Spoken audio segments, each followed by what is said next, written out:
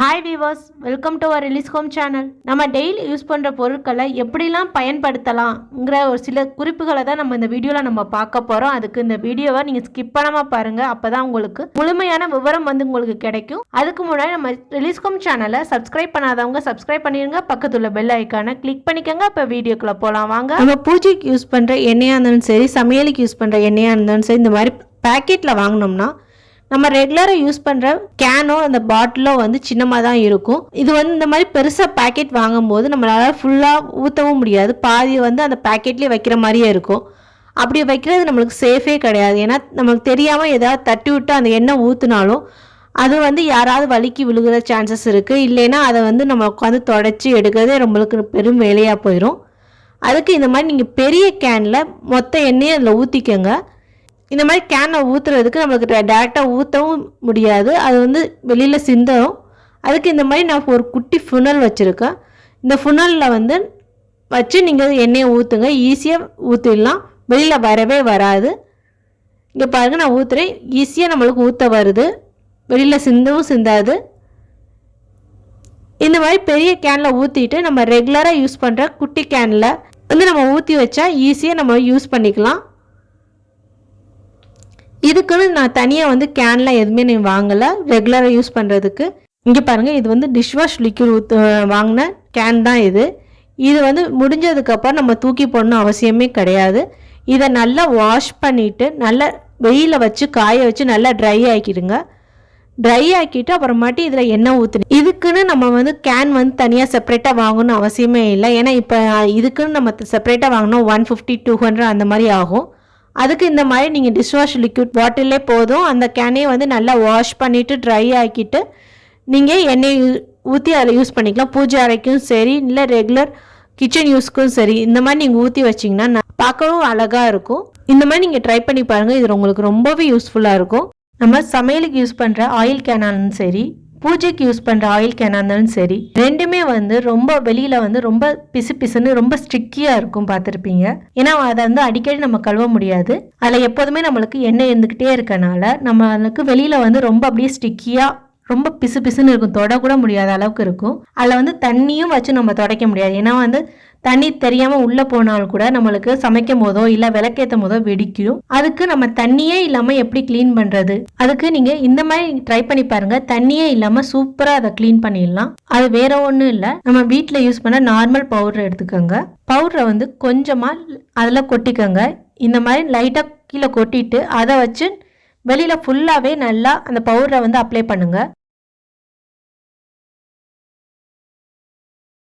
நல்லா அப்ளை பண்ணதுக்கு அப்புறம் ஒரு நல்ல ட்ரையான துணியை வச்சு அந்த அப்ளை பண்ண பவுடர் அது மேலேயே நல்லா தேய்ங்க. நல்லா தேய்ச்சதுக்கப்புறம் அந்த பவுடர் எல்லாமே போயிடும். இங்கே பாருங்கள், நான் அதில் வச்சு தேய்க்கிறேன். பவுடர் நல்லா ஃபுல்லாக அப்ளை பண்ணியாச்சு. பவுடர் ஃபுல்லாக அப்ளை பண்ணதுக்கப்புறம் அந்த ட்ரையான துணியை வச்சு நான் துடைக்கிறேன். பாருங்கள் எவ்வளோ சூப்பராக போயிருக்கு. பார்க்கவே புதுசு மாதிரியே இருக்கும். பாருங்க, நம்மளுக்கு இதில் சுத்தமாக தண்ணியே இல்லாமல் எவ்வளோ அழகாக நம்ம க்ளீன் பண்ணியிருக்கோன்னு. இதை மாதிரி ட்ரை பண்ணி பாருங்க, உங்களுக்கு ரொம்பவே யூஸ்ஃபுல்லாக இருக்கும். இந்த டிப் உங்களுக்கு பிடிச்சிருந்துச்சுன்னா லைக் பண்ணுங்க, சப்ஸ்கிரைப் பண்ண மறந்துடாதீங்க. நம்ம வீட்டில் கருணக்கிழங்கு சாம்பார் வைப்பாங்க, புளிக்குழம்பு வைப்பாங்க, கருணக்கிழங்கு மசியல், அந்த மாதிரி நிறைய கருணக்கிழங்குல வைப்போம். அந்த மாதிரி சமைக்கும்போது கருணக்கிழங்கு ஃபஸ்ட்டு நம்ம வேக வச்சுருவோம். குக்கர்லேயோ இல்லை பாத்திரத்தில் தண்ணி ஊற்றியோ நம்ம வேக வச்சுட்டு அதில் மேலே உள்ள தோலை கண்டிப்பாக ரிமூவ் பண்ணிட்டு தான் சமைப்போம். அந்த தோலோட சமைக்க மாட்டோம். இந்த மாதிரி தோலை இந்த மாதிரி ரிமூவ் பண்ணிவிட்டு நீங்கள் சமைச்சதுக்கப்புறம் அந்த தோலை நம்ம எப்போதுமே குப்பையில் தான் போடுவோம். இனிமேல் அந்த மாதிரி குப்பையில் போடாதீங்க. இந்த மாதிரி ட்ரை பண்ணி பாருங்கள். அதை வச்சு ரொம்பவே யூஸ்ஃபுல்லாக இருக்குது. அதில் அவ்வளோ சத்தும் இருக்குது. அது வேற ஒன்றும் இல்லை, இந்த கருணக்கிழங்கை வேக வச்சு இந்த மாதிரி உரிச்சதுக்கப்புறம் அந்த கருணக்கிழங்கு தோலை வேஸ்ட்டுன்னு சொல்லி குப்பையில் போட்டுறாதீங்க. அதை இந்த மாதிரி ஒரு தட்டில் தனித்தனியாக இந்த மாதிரி ஒவ்வொரு லேயராக தனித்தனியாக வச்சுக்கோங்க. இந்த மாதிரி தனித்தனியாக வச்சுட்டு நல்லா வெயிலில், உங்கள் வீட்டில் மொட்டை மாடி இருந்துச்சுன்னா மொட்டை மாடியில் நல்லா வெயிலில் வைங்க. மொட்டை மாடி இல்லை, நாங்கள் அப்பார்ட்மெண்ட் அந்த மாதிரி இருக்கோம்னா ஜன்னல் பக்கத்தில் எங்கே வெயில் படுமோ அந்த இடத்துல நல்லா வைங்க. இந்த மாதிரி ஒரு 2 நாளைக்காவது வைங்க. 2 நாளைக்கு வச்சு நல்லா காய விட்டுருங்க. இந்த மாதிரி நல்லா காஞ்சி வச்சு பாருங்கள். நான் 2 நாளைக்கு அப்புறம் நான் இப்போ எடுக்கிறேன். இது நல்லாவே காஞ்சிருக்கு. இதை நம்ம எப்படி யூஸ் பண்ண போகிறோம்னா, நம்ம துவையலுக்கு வெங்காயம் தக்காளி வதக்குவோம்ல, இந்த மாதிரி நல்லா வெங்காயம் தக்காளி வதங்கினதுக்கப்புறம் நீங்கள் இப்போ காய வச்ச கருணக்கிழங்கு தோலை அந்த சட்னி வதக்குறதோட சேர்த்து போட்டு வதக்குங்க. இந்த மாதிரி நீங்கள் சேர்த்து போட்டு வதக்கி நீங்கள் சட்னி செஞ்சு பாருங்கள், அவ்வளோ டேஸ்ட்டாக இருக்கும். அதை கொஞ்சம் நல்லாவே வதக்கிடுங்க. ஏன்னா வெங்காயம் தக்காளி நீங்கள் எப்படி வதக்குறீங்களோ அதே மாதிரி இதை போட்டுவிட்டு இது கொஞ்சம் நல்லா வதக்குங்க. இந்த மாதிரி நீங்கள் சேர்த்து போட்டு வதக்கி நீங்கள் சட்னி செஞ்சு பாருங்க, அவ்வளோ சத்தானது கூட, எல்லாருக்குமே அது ரொம்ப பிடிக்கும். இந்த மாதிரி நீங்கள் ட்ரை பண்ணி பாருங்க, ரொம்பவே சூப்பராக இருக்கும், எல்லாருக்கும் ரொம்ப ஹெல்த்தியானது கூட. நம்ம வீட்டில் குலோப் ஜாமுன் ஜிலேபி அந்த மாதிரி ஏதாவது செய்யும் போது அதுக்கு கண்டிப்பாக பாகு தேவைப்படும். பாகு செய்யறதுக்கு நம்மளுக்கு ஜீனி பேக்கெட்டில் வாங்குற ஜீனியாக இருந்துச்சுன்னா அது பேக்கெட் பண்ணும் போதே அதை எல்லாத்தையுமே க்ளீன் பண்ணி தூசி எல்லாத்தையும் க்ளீன் பண்ணி தான் வரும். அதனால அதில் ஒன்றும் பிரச்சனை இல்லை. அதே இது நம்ம லூஸில் வாங்கினாலோ இல்லை ரேஷன் கடையில் நம்ம வாங்கினாலும் அதில் நிறைய தூசி எல்லாமே இருக்கும். ரேஷன் கடையில் லூஸில் வாங்குற ஜீனியில் கண்டிப்பாக நம்மளுக்கு தூசி இருக்கும். அதை நம்மளால் தனியாக க்ளீன் பண்ணவும் முடியாது. இந்த மாதிரி அதில் பாகு செய்கிறது அங்கங்கே நம்மளுக்கு தூசி இருக்கும். அது நம்மளுக்கு உடம்புக்கு ரொம்ப கெடுதி. அந்த தூசிலாம் இதில் பாகுலேருந்து எடுக்கிறது நம்மளுக்கு ரொம்ப கஷ்டம். அதுக்கு எப்படி ஈஸியாக இந்த பாகுலேருந்து தூசிலாம் ரிமூவ் பண்ணுறதுன்னு தான் பார்க்க போகிறோம். இந்த மாதிரி பாகு காய்ச்சும் போது அதில் லைட்டாக கொஞ்சமாக பச்சை பால் ஊற்றிக்கோங்க. ரொம்ப வேணாம், 1 டேபிள் ஸ்பூன் போதும். கொஞ்சமாக ஊற்றிட்டு கொதிக்க விடுங்க. இந்த மாதிரி நல்லா கொதிக்க விடும்போது பாகில் உள்ள அழுக்கு தூசி எல்லாமே மேலே மிதந்து வந்துடும். ஈஸியாக நம்ம ஸ்பூன் இல்லை கரண்டியில் எடுக்கிற மாதிரி தான் இருக்கும். நம்ம பால் ஊற்றி இப்போ கொதிக்க விட்டுருக்கோம் பாருங்கள். நீங்களே பாருங்க எவ்வளோ அழுக்கு தூசி இதில் இருக்குன்னு. இந்த மாதிரி வரும்போது நம்ம லைட்டாக ஒரு ஸ்பூன் இல்லை கரண்டியில் நீங்கள் அழகாக நீங்கள் எடுத்துடலாம். இங்கே பாருங்கள் எவ்வளோ தூசிலாம் இருக்குன்னு. இந்த மாதிரி நம்ம எடுத்துட்டோம்னா பாகு எந்த தூசி அழுக்கு இல்லாமல் நம்மளுக்கு சூப்பராக ரெடி பண்ணிடலாம். இந்த மாதிரி இங்கே ட்ரை பண்ணி பாருங்கள், இது உங்களுக்கு ரொம்பவே யூஸ்ஃபுல்லாக இருக்கும். இந்த டிப் உங்களுக்கு பிடிச்சிருந்துச்சுன்னா லைக் பண்ணுங்கள், சப்ஸ்கிரைப் பண்ண மறந்துடாதீங்க. நம்ம வாழைப்பழத்தை எப்படி தான் பார்த்து வாங்கிட்டு வந்தாலும் மேக்ஸிமம் 1 or 2 days தான் அது நல்லா இருக்கும்.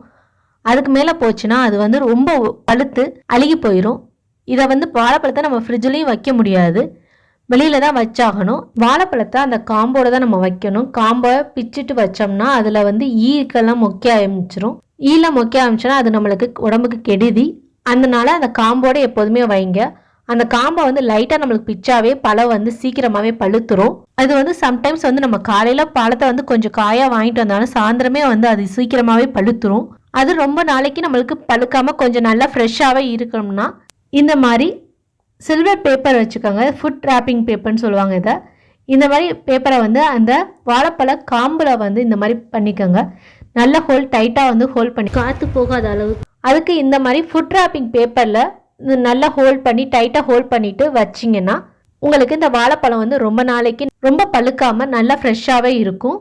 இந்த மாதிரி ட்ரை பண்ணி பாருங்கள், உங்களுக்கு ரொம்பவே யூஸ்ஃபுல்லாக இருக்கும். இந்த டிப் உங்களுக்கு பிடிச்சிருந்துச்சுன்னா லைக் பண்ணுங்கள், சப்ஸ்கிரைப் பண்ண மறந்துடாதீங்க. இந்த டிப்ஸ்லாம் உங்களுக்கு பிடிக்கும்னு நினைக்கிறேன். பிடிச்சிருந்துச்சுன்னா நம்ம ரிலீஸ் ஹோம் சேனலை சப்ஸ்கிரைப் பண்ணிடுங்க. உங்கள் ஃப்ரெண்ட்ஸுக்கும் ஷேர் பண்ணுங்கள். பக்கத்தில் உள்ள பெல் ஐக்கானை கிளிக் பண்ண மறந்துடாதீங்க. தேங்க்யூ ஃபார் வாட்சிங்.